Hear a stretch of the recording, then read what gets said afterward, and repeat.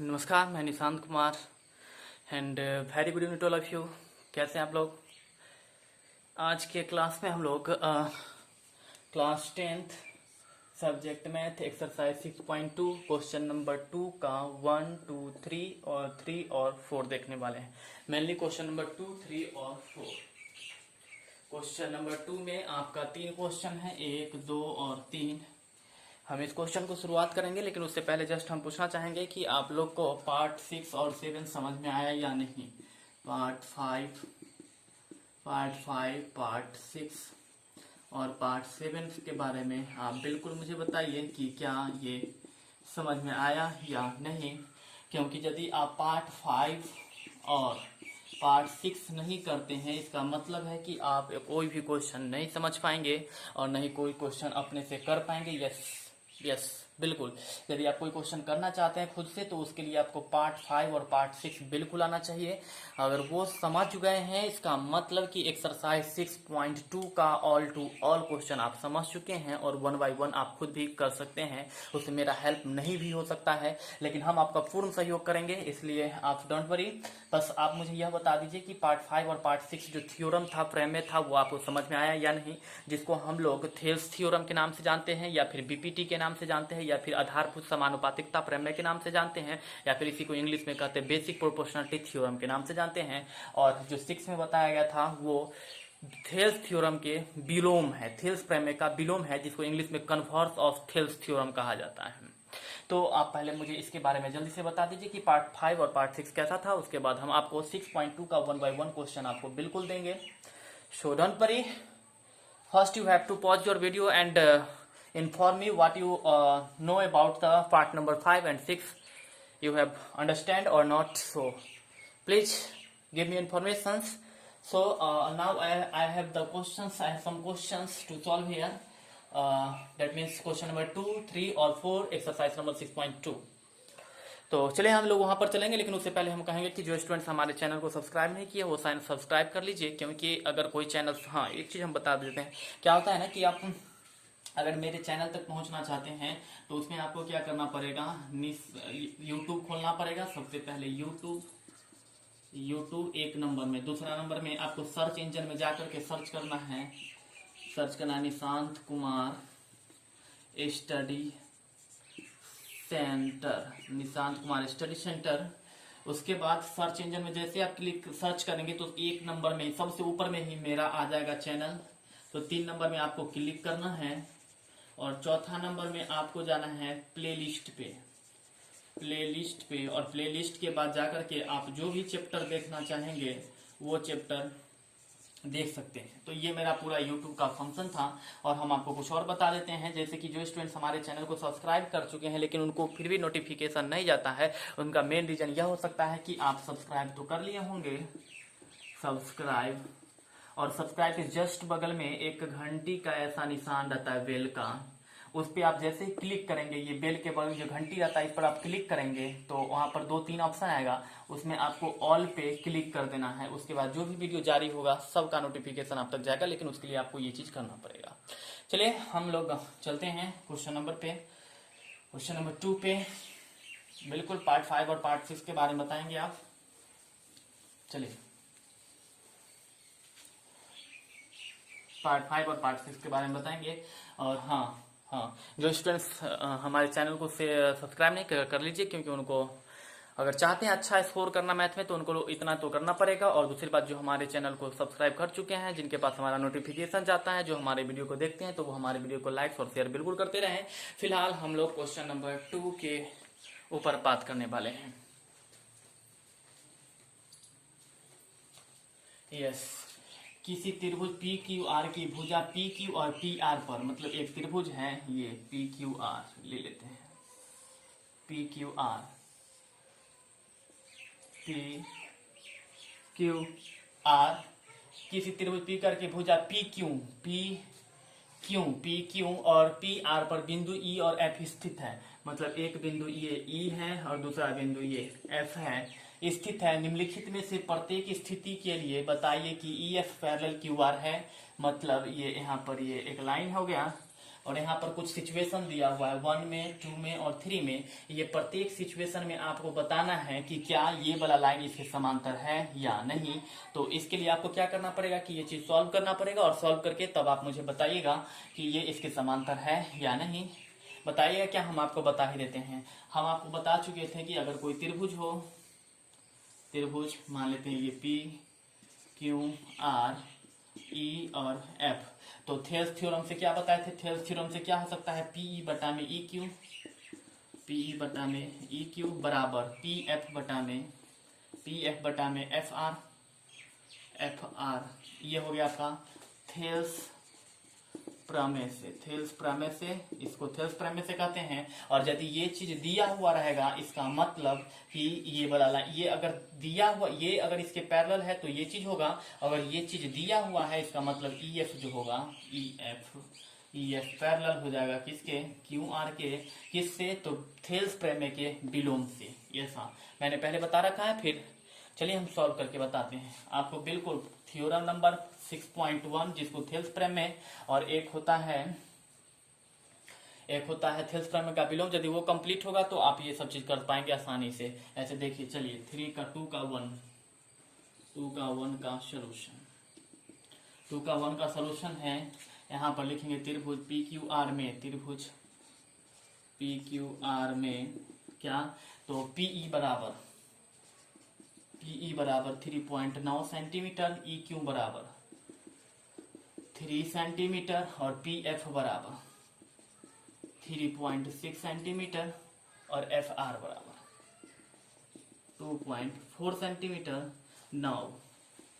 Now आप निकाल लीजिए पीई अब बटा में ई क्यू, पीई अब बटा में ई क्यू, तो पीई अब बटा में ई क्यू, तो पीई कितना है आपका 3.9, तो 3.9 और ई क्यू कितना है 3।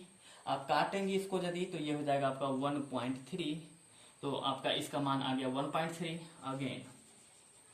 अगेन आप निकाल लीजिए पी एफ बटा में एफ आर, पी एफ बटा में एफ आर, पी एफ ऊपर में लिखेंगे और एफ आर को नीचे में करेंगे, पी एफ बटा में एफ आर, तो पी एफ बटा में एफ आर। पी एफ का मान कहाँ है, पी एफ का मान ये रहा 3.6 और ये रहा आपका, ये रहा 2.4, ये पॉइंट से पॉइंट कैंसिल, और ये 12 2 जा 24 और 12 3 जा 36, यानी 3/10। आप यहाँ पर देख सकते हैं 3/2 को आप डेसिमल में करेंगे तो 1.5। अब ये इक्वेशन फर्स्ट और ये इक्वेशन सेकेंड। तो अब समीकरण 1 तथा 2 से आप देख सकते हैं कि इसका मान है 1.3 और इसका मान है 1.5। इसका मतलब ये दोनों आपस में कभी बराबर नहीं होगा। ये बराबर किस स्थिति में होता है, जब यहाँ पर भी 1.5 हो जाता और यहाँ भी 1.5 हो जाता। लेकिन आप बिल्कुल क्लियर देख पा रहे हैं कि एक जगह पे 1.3 है और एक जगह पे 1.5 है। इसका साफ साफ मतलब यह है कि ये कभी भी जो है सो बराबर नहीं हो सकता है। इसका मतलब हुआ कि P/EQ, P/E में EQ is not equal to PF/FR, PF/FR। यदि ये बराबर होता तो थेल्स प्रमेय के विलोम से, याद कीजिए, यदि ये दोनों बराबर होता तो ये इसके समांतर होता। किस चीज से, तो थेल्स प्रमेय के विलोम से। लेकिन यहाँ पर क्या है कि ये आपस में बराबर नहीं है। इसका मतलब कि EF, therefore EF is not parallel to, EF is not parallel to QR। मतलब यहां पर आप लिख सकते हैं therefore EF QR के समांतर नहीं है। किस चीज से, तो थेल्स प्रमेय के विलोम से। ब्रैकेट में इसके ब्रैकेट लगा करके लिखिएगा, थेल्स प्रमेय के विलोम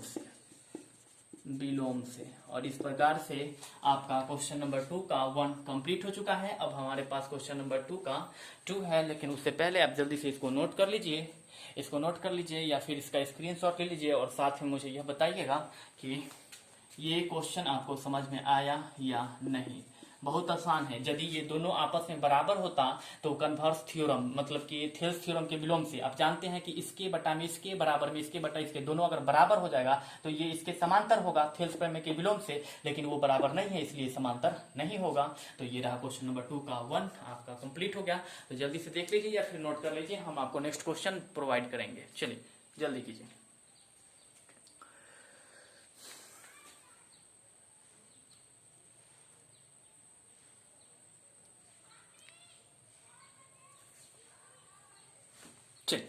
चलिए हम इरेज कर देते हैं क्योंकि नेक्स्ट क्वेश्चन भी हमारे पास। चलिए 2 का 1 हो गया है, अब हम लोग 2 का 2 देखेंगे। 2 का 2 का चलिए 2 का 2 का सॉल्यूशन। 2 का 2 का 2 का सॉल्यूशन त्रिभुज PQR में, PQR में आर में क्या सब दिया हुआ है, तो PE बराबर में 4 सेंटीमीटर, EQ बराबर 4.5 सेंटीमीटर, PF बराबर में 8 सेंटीमीटर और FR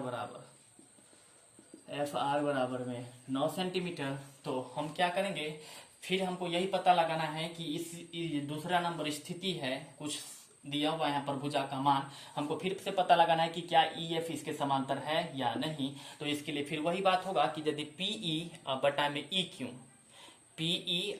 EQ बराबर PF बटा में FR अगर आ जाएगा तो वो समांतर होगा। PE बटा में EQ यदि PF बटा में FR के समांतर बराबर हो गया तो ये वाला जो रेखा होगा इसके समांतर होगा, अदरवाइज नहीं होगा। तो हम निकालेंगे PE बटा में EQ। देखिए नाउ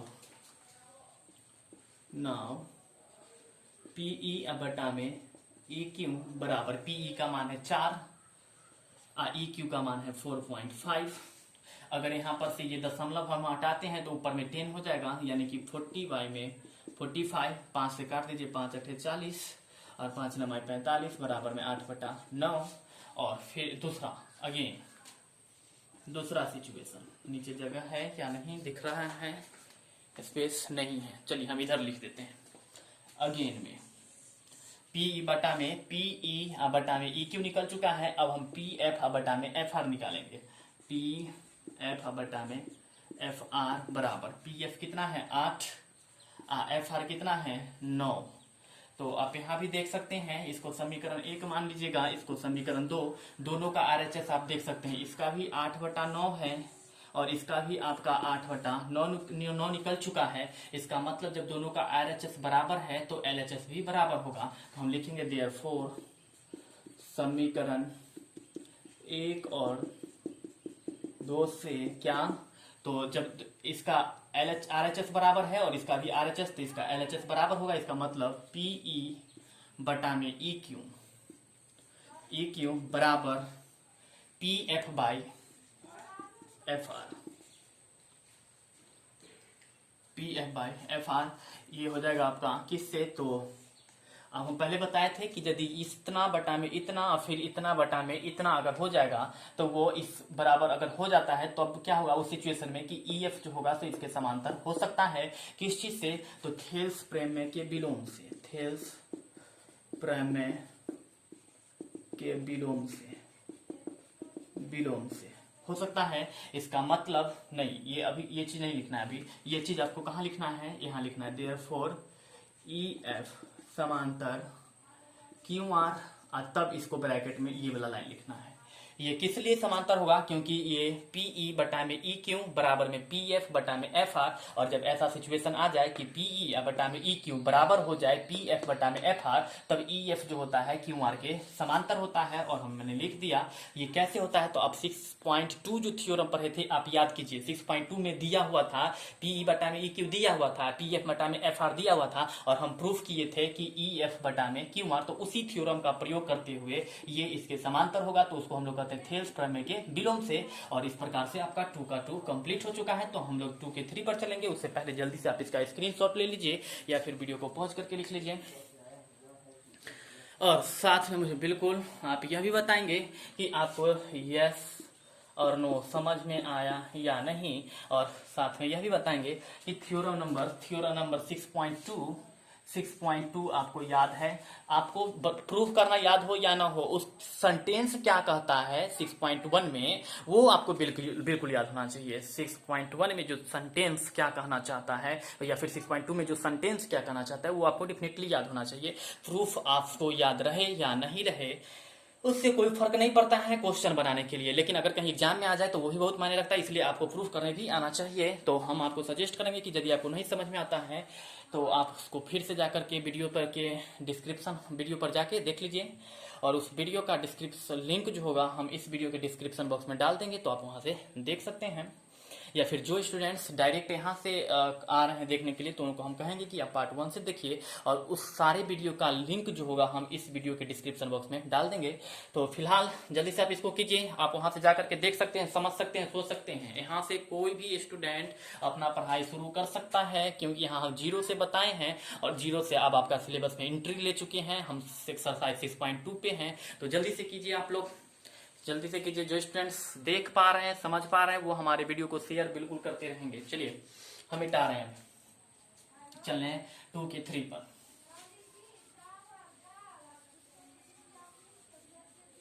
2 के 3 पर चलिए, 2 के 3 पर 2 के 3 पर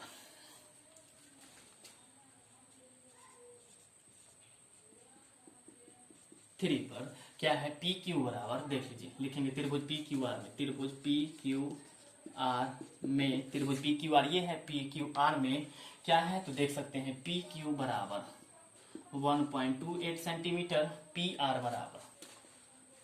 बराबर में 2.56 सेंटीमीटर, पीई बराबर 0.18 सेंटीमीटर, और ये है आपका पीएफ बराबर में 0.36 सेंटीमीटर।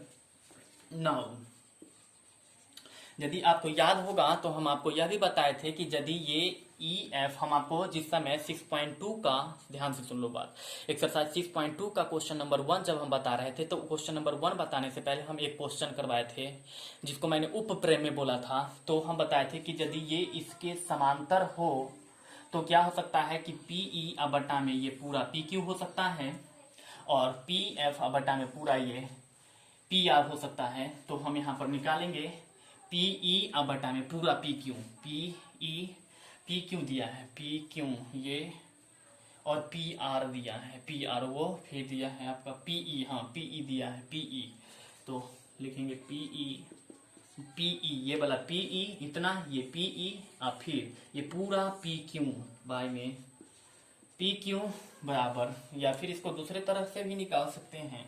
चलिए थोड़ा सा बढ़ा देते हैं, चलिए यहाँ पर PE का मान है आपका 0.18 बढ़ाए या छोड़ते, इसी तरह कर देते हैं। चलो PE बटा में पूरा PQ, तो PE बटा में पूरा PQ, PE का मान है 0.18 और PQ का मान है 1.28 एंड PQ का मान ओके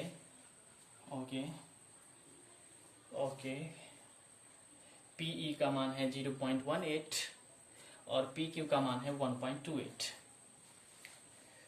ओके PE 1.28 और PQ बाय PR 2.56। हमें लग रहा है कुछ डाउट है।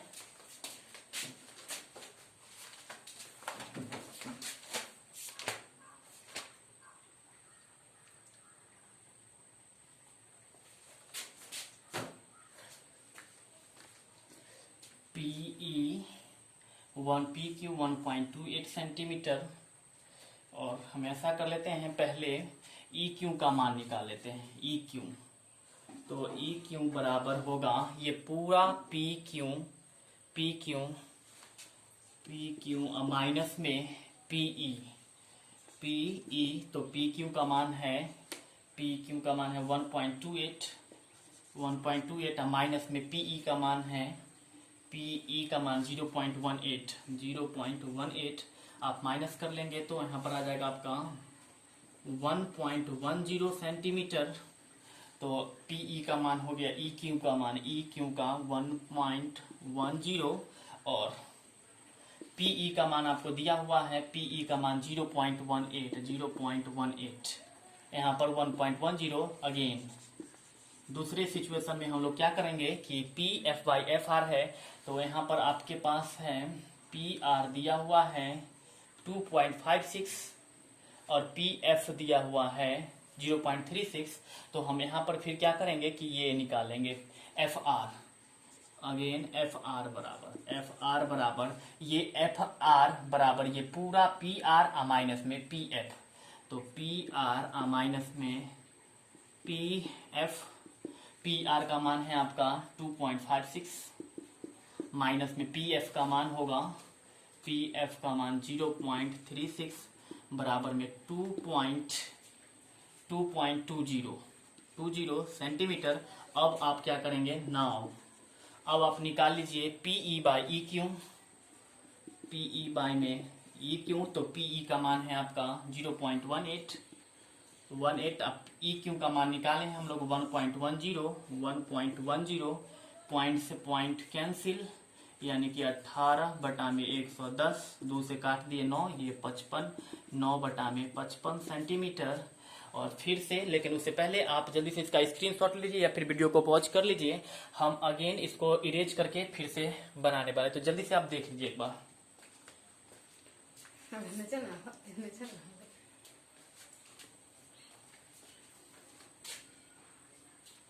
ये डिजाइन सब दिन से बनलो छोटी।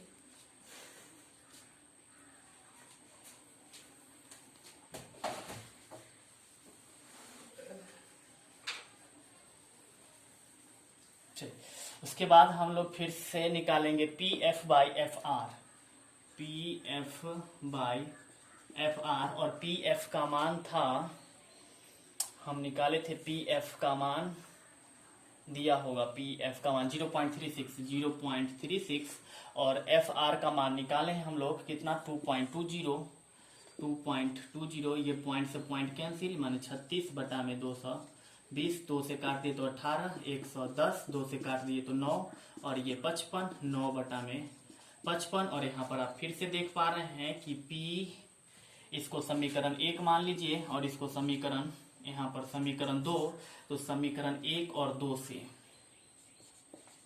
समीकरण 1 और 2 से क्या है कि दोनों का RHS बराबर है, इसलिए दोनों का LHS भी बराबर होगा और आपके पास यहाँ पर आ जाएगा P F by F R बराबर, P F by F R बराबर में ये आ जाएगा PE by E Q, PE by E Q. और इस प्रकार से आप देख सकते हैं यहाँ पर पीई, यहाँ पर है PE by E Q, PE by E Q बराबर P F by F R, P F by F R. और ये दोनों जब आपस में बराबर हो गया, इसका मतलब हो कि ई एफ जो होगा इसके समांतर होगा, किस चीज से, तो थेल्स प्रमेय के विलोम से, जिसको हम इंग्लिश में कहते हैं कन्वर्स ऑफ थेल्स थ्योरम। तो आपका क्वेश्चन नंबर 2 का 3 कंप्लीट हो गया। तो फिर से आप जल्दी से या तो स्क्रीनशॉट ले लीजिए या फिर वीडियो को पॉज करके लिख लीजिए, हम अभी इरेज कर रहे हैं। चलिए जल्दी से कीजिए।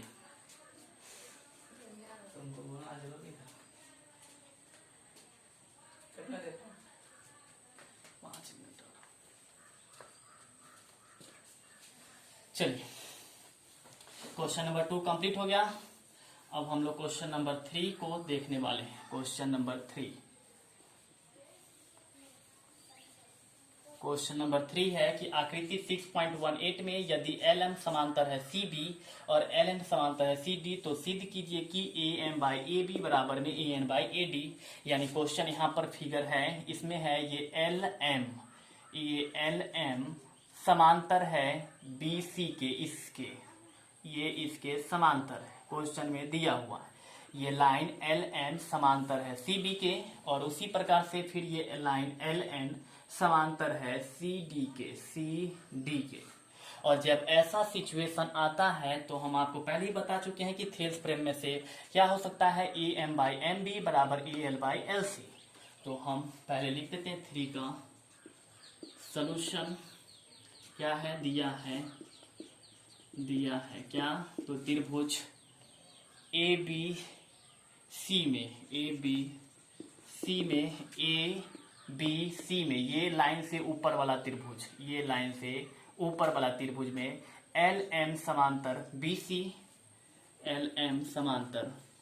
बी सी, तो यहां पर क्या हो जाएगा, और त्रिभुज ए सी डी में क्या है कि एल एन समांतर है किसके, सी डी के। साबित करना है हमको, क्या साबित करना है, तो A M by A B बराबर में ए एन बाय में A D, A M by A B बराबर A N by A D,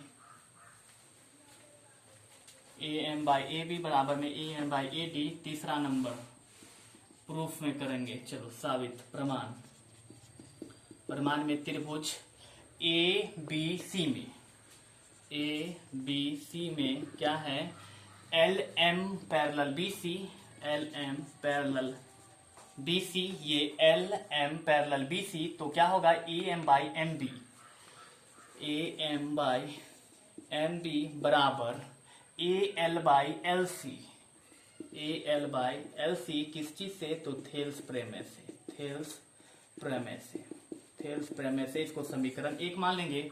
और फिर दूसरा ट्रायंगल लेते हैं, ट्रायंगल ए सी डी, इससे नीचे वाला, ये ए सी डी में, ये वाला त्रिभुज में ए सी डी में, again triangle A C D में क्या है, ये एल एन समांतर सी डी क्वेश्चन में दिया हुआ है, एल एन समांतर सी डी ये प्रश्न में दिया हुआ है, इसमें हम कोई चेंजिंग नहीं कर रहे हैं।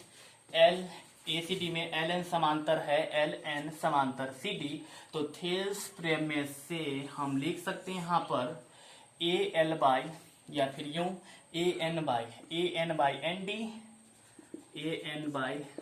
एन डी बराबर A L by L C, ये इक्वेशन सेकेंड। और इक्वेशन फर्स्ट में आप देखेंगे ये A L by L C, और इक्वेशन सेकेंड में भी देखेंगे A L by L C. समीकरण 1 का भी RHS वही है और समीकरण 2 का भी RHS वही है, लेकिन आपको यहाँ पर ब्रैकेट में पहले लिख लेना है कि ये जो है थेल्स प्रमेय से होगा। तो जब दोनों का RHS बराबर है तो दोनों का LHS भी बराबर होगा, तो हम यहाँ पर लिखेंगे देयरफॉर क्या, तो A M by M B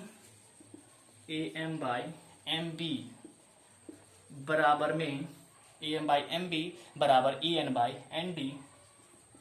by N D, और शायद यही प्रूफ करना था, A M by A B proof करना था। तो थोड़ा सा और बढ़ जाएंगे हम, यहाँ पर क्या करेंगे कि इसमें +1 करेंगे। तो आप पहले इतना नोट कीजिए, फिर आगे हम प्रोड्यूस कर देते हैं। चलिए इतना नोट कीजिए,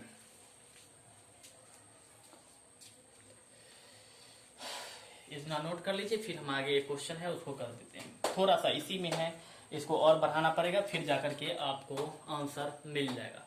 चलिए हम मिटाते हैं, यस।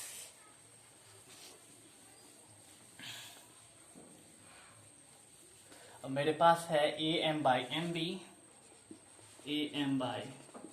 एम बी बराबर है A N by N D, और हमको लाना क्या है, A M by A B बराबर में, ये तो इसको हम उल्टा कर देते हैं, इसका उल्टा, ये A M by A B, तो एम बी को ऊपर कर देंगे, एम बी ए एम को नीचे, ए एम बराबर एन डी को ऊपर कर देंगे और ए एन को नीचे।